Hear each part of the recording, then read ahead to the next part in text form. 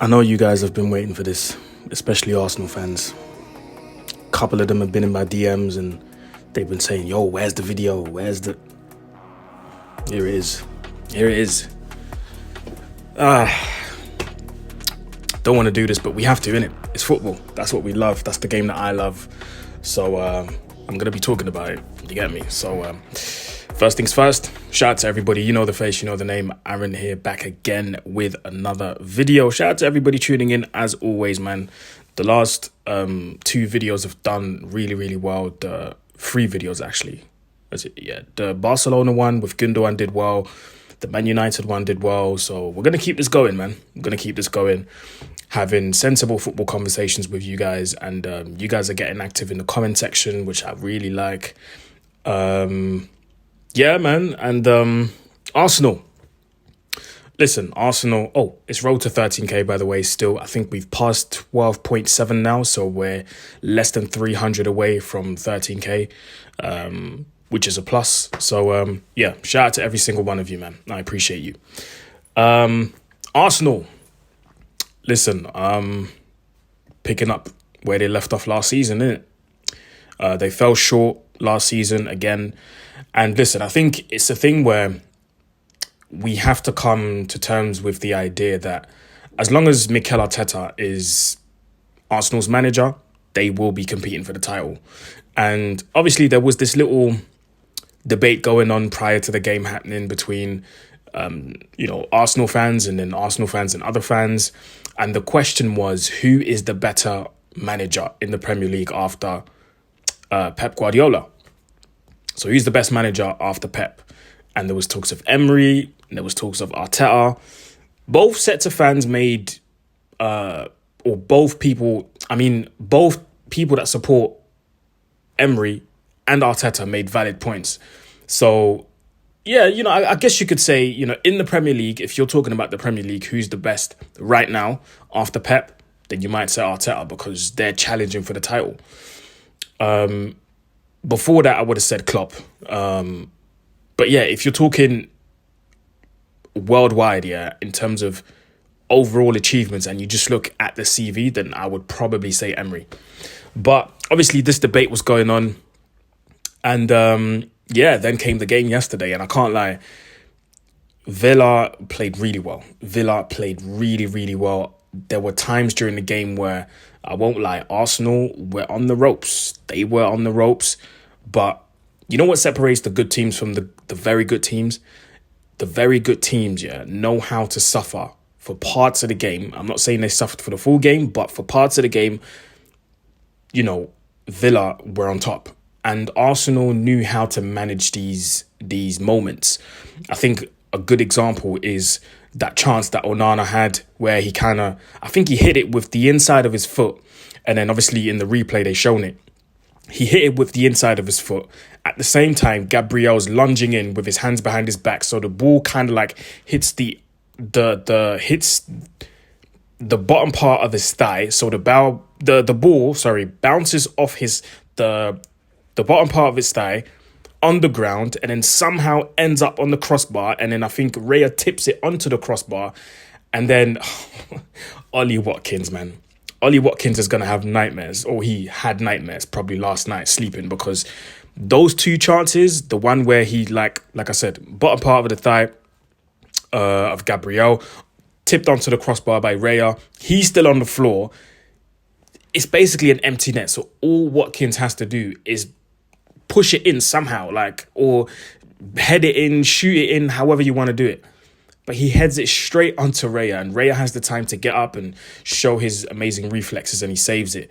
In the first half, was it in the second half? Yeah, no, in the first half, you had that chance where, again, Villa played really, really well. And I liked the way, let's talk about the chance first. They pressed Arsenal really well.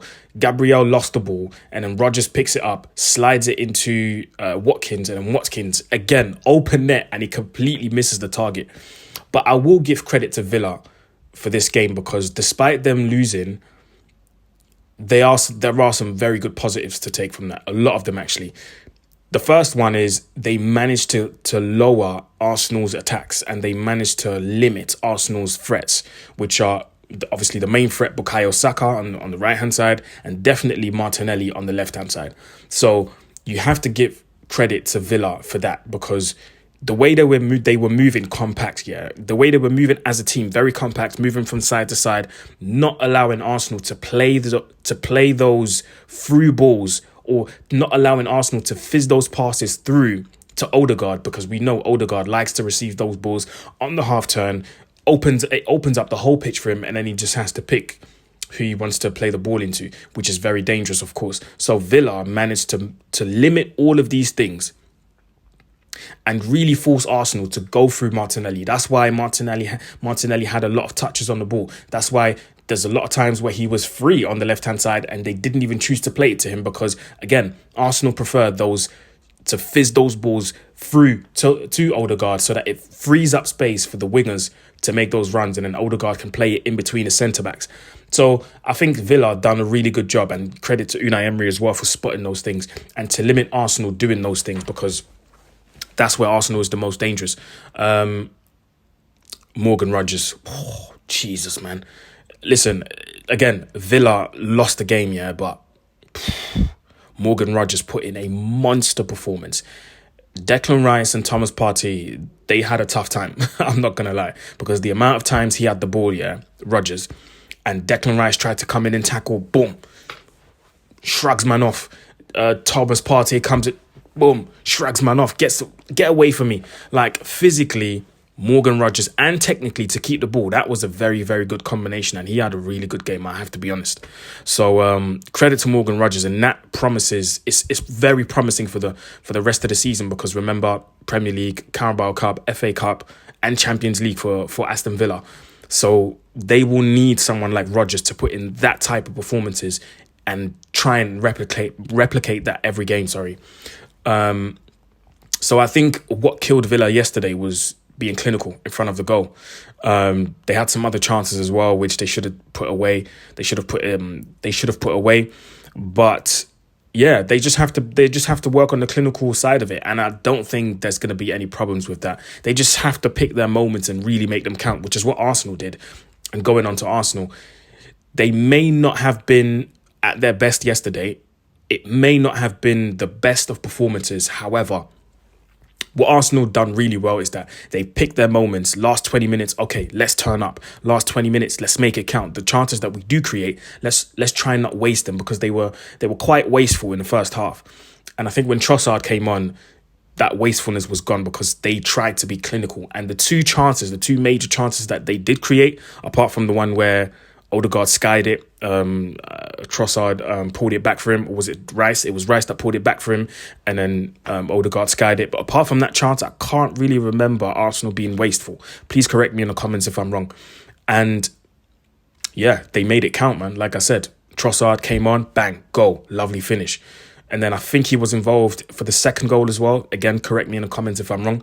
And Thomas Partey, similar finish, if we're honest. Similar finish, bottom right corner. Martinez should have done better there, in my opinion. He gets a hand to it, but it's 2-0 and Arsenal win, man. 3 points, and they go home with the 3 points. And yeah, they show that, once again, what separates the good teams from the very good teams is the fact that you can be clinical when it matters, even though you may suffer for parts of the game. Couple of things I want to highlight. Gabriel Martinelli. Arsenal fans, I think me and you can agree on the fact that you can probably see that this season is make or break for Martinelli, because I watched him yesterday and it's not looking good. Like, let's be honest. Let's be honest, it's not looking good. And yeah, you can recognise it as well. If Arsenal can try and go into the market and find some competition for him, I think that wouldn't be a bad thing. Or if you really want competition, I would say use the guys you've got on the bench. Reece Nelson wouldn't be a bad option at left-hand side. But then again, in the long run, because you guys have a long season, Champions League, Carabao Cup, FA Cup, Premier League, is that really the solution? I don't know. I'm just going to be honest. I did address the striker situation already. You had Kai Havertz, or you have Kai Havertz and Gabriel Jesus as your two main strikers. Is that going to be enough for the full season? Again, I don't think so. And now you've got an extra issue. Jesus was announced to be injured before the game. And I think Arteta talked about something about his groin or something. Again, correct me if I'm wrong in the comments. Arteta talked about his groin. We don't know how long he's going to be out for. Now you're stuck. Not stuck, but now you're left with Kai Havertz as your only striking option. Again, is that going to be enough for a full season, knowing all the competitions that you're in? I don't think so. Bukayo Saka had a quite decent performance yesterday. But again, are you going to let Saka play 50, 60 games a season like he did last season with close to no break because he played the Euros, but then he was off for 2-3 months? Is that enough? I don't know. So I think Arsenal need to go into the market and get a number 9 and another winger. It could be right or left, doesn't matter. Because the games are coming thick and fast. There's the international breaks coming up in September. The players are going to go away. You don't know if players are going to come back injured. All of that stuff. So I think it's worth going into the market for Arsenal and exploring options when it comes to striker and when it comes to a winger, because I don't think Mikel Merino is going to push Arsenal for that title. Arsenal need to make a statement, basically. If they were to go out into the market and go and get a Gyökeres, if they was to go into the market and hijack maybe the Osimhen deal, because the talk is that he's going to join Chelsea. If Arsenal were to do that, that would be a statement. Do you know what I mean? That would be a statement, because City just made their statement. They just signed Gundogan back. So that's their statement. So I think Arsenal needs to make a statement. So that's my actually no, yeah, on Martinelli again. I don't know. It's just too raw for me, and there's only so long. You can only be called raw for so long, in my opinion. He's not getting any younger. He's getting older. Yes, he's still young, but where is the progression? Yes, he had injuries. I understand. But where is the progression? Where is the Martinelli was like this last season, and this season he's like that? There's been a significant amount of improvement. Where has that been? That's what I'm talking about. So, yeah, questions need to be asked. And to finish off, bro, I have to talk about William Saliba, man. 23 years of age. That man is an absolute beast, bro. And I think the one incident or the one instance that the one phase that probably describes Saliba in a nutshell is when Ramsey was through on goal. And Saliba made that absolute ridiculous recovery, bro. He ran back, put in a tackle before Ramsey could get the shot off. And yeah, bro, the guy's an absolute beast, honestly. Arsenal, you lot have an absolute worldie in your hands. Like, I'll say it with chest, bro. I have to admit it. Do you know what I mean? There's shouts for him being the best centre-back in the world at the moment. Club-wise, I wouldn't disagree. Honestly, I would not disagree at all. And I don't know how long he signed to Arsenal for. I don't know when his contract expires, but yeah, it's going to take a significant amount of money for Arsenal to tie him down to a new deal, because this guy is part of such an important spine, or this guy is part of Arsenal's spine. You know, this guy is, it's not even part. This guy is Arsenal's spine. And you can tell, remember the first season when Arsenal were challenging and then Saliba was injured? You could see the significant, you could see the changes. There was a drastic change in the way Arsenal performed. So, yeah, honestly, William Saliba, when it comes to speed, when it comes to reading the game, did I say that right? Yeah, when it comes to speed, when it comes to reading the game, when it comes to recovery tackles, recovery runs, like this guy has it all. Honestly, man. The passing ability, making sure he clears his lines properly. I've always said between him and Gabriel for me is the weakest link, because Gabriel has those, I like to call them shortcut moments. You know how sometimes with electricity you can have a shortcut and then everything just goes down? Gabriel has those moments. Saliba doesn't have those moments at all. So, yeah, man, listen, we've seen Arsenal concede goals, of course, but it's very hard to break them down because they are really, really well set up defensively, and that's credit to Mikel Arteta and, of course, the defense that they have. So, yeah, man. Gooners, let me know what you think in the comment section below. Arsenal fans, how do you think the season's going to pan out for you guys? Let me know in the comment section below. And yeah, man, guys, you know what to do. Like, share, comment, subscribe. More videos coming up. I'm going to make my way to church, and then hopefully I should be able to film, watch the game, the Chelsea game, and then film after the Chelsea game at church. So obviously the setup is nice over there, so you lot are gonna get at least 2 or 3 nice videos, you know, with a good setup. So yeah, man, shout out to everybody tuning in. It's road to 13k. Shout out to everyone. Make sure you comment, share, subscribe, all of that good stuff, and I shall see you later today and during the week. Have a good weekend. Have a good Sunday. Bye bye.